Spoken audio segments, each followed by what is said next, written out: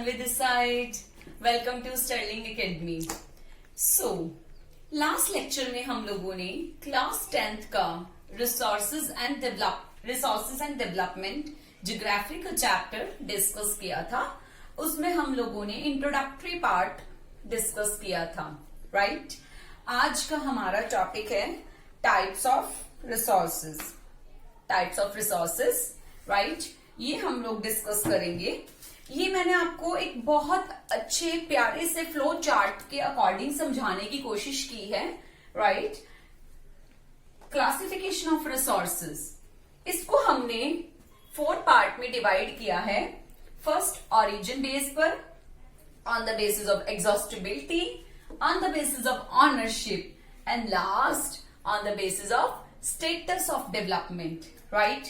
So on the basis of origin, first 2 biotic, abiotic, right? Second, on the basis of exhaustibility, renewable resources and non-renewable resources. Next, ownership base पर individual, community, national and international. And fourth, status of development, potential, developed, stock and reserve. So इसके आगे हम लोग इसकी definition explain करेंगे. Definitions ये मेरी count होती हैं. First, on the basis of origin, that is biotic resources and abiotic resources, right? Biotic resources कौन सी होती हैं? These are obtain from the biosphere and have life. जिनके अंदर लाइफ होती है वो बायोटिक रिसोर्सेज, एंड जिनके अंदर लाइफ नहीं होती, these are non living, these are abiotic resources, right? Biotic का एग्जाम्पल हम क्या काउंट करेंगे? ह्यूमन बीइंग, हम में लाइफ है. Human being, life stock. क्या लाइफ स्टॉक का मीनिंग आप बताएंगे मुझे? लाइफ स्टॉक क्या होता है? इसका मीनिंग होता है जो हमारे जैसे एनिमल्स हैं जो हमने अपने पास रख रखे हैं, जो हमारे हैं, लाइक जो हमारी एक एसेट है, राइट? जैसे कि हमारी कैट, डॉग, या हम ये लगा लें हमारे काऊ, हमारा हॉर्स, ये हमारे लाइफ स्टॉक होते हैं, राइट? नेक्स्ट, बायोटिक रिसोर्सेज, जिन रिसोर्सेज में में लाइफ नहीं होती, नॉन लिविंग थिंग्स हैं, that is called abiotic resources. For example, rocks and metals. Next आते हैं on the basis of exhaustibility. First point, exhaustibility की बेस पर renewable resources, non-renewable resources. Renewable resources, these resources which can be renewed or reproduced, जिन्हें हम दोबारा से renew कर सकते हैं और reproduce कर सकते हैं, उनको renewable resources कहते हैं. For example, solar and wind energy, water, forest, wildlife, that is called renewable resources.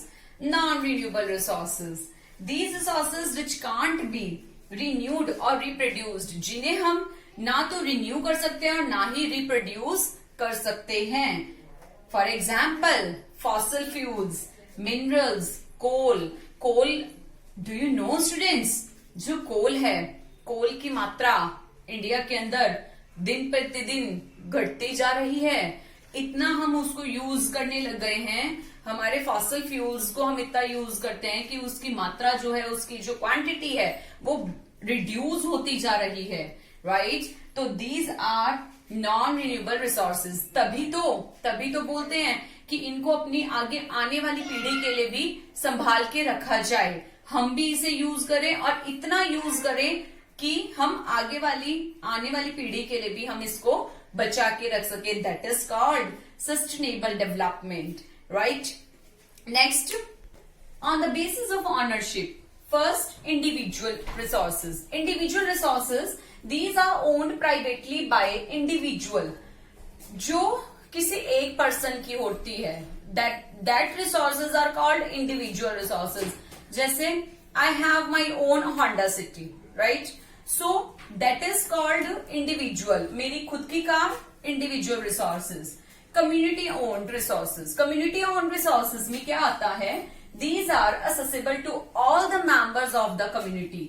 जो रिसोर्सेज सारी कम्युनिटी के लिए होते हैं, जैसे public park.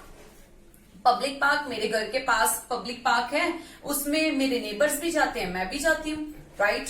That is called community owned resources. Third आता है नेशनल, जो पूरे राष्ट्र के लिए होंगे, right? These are owned by a nation और country. All minerals, water resources, forest, wildlife, land within the political boundaries. जो आपके नेशन की, किसी भी नेशन की पॉलिटिकल जो बाउंड्रीज हैं वहां तक सीमित होती हैं, their resources are called national resources. For example, ये भी इसमें मैं काउंट करूंगी कि जो oceanic area up to 12 nautical miles तक है, राइट? जैसे हम लोगों के हम लोग इंडिया में रहते हैं और इंडिया के साउथ ईस्ट में बे ऑफ बंगाल है एंड साउथ वेस्ट के अंदर अरेबियन सी है, राइट? तो उस वहां के 12 नॉटिकल माइल्स एरिया तक जितने रिसोर्सेज आ रहे हैं वो सारे इंडिया के हैं, उस कंट्री के हैं, राइट? तो यही चीज बोलते हैं, इसी को नेशनल रिसोर्सेज बोलेंगे। For example roads, canals, railways. Next international. International resources में क्या काउंट होता है? These are regulated by international institution. इनको इंटरनेशनल इंस्टीट्यूशंस रेगुलेट करती हैं।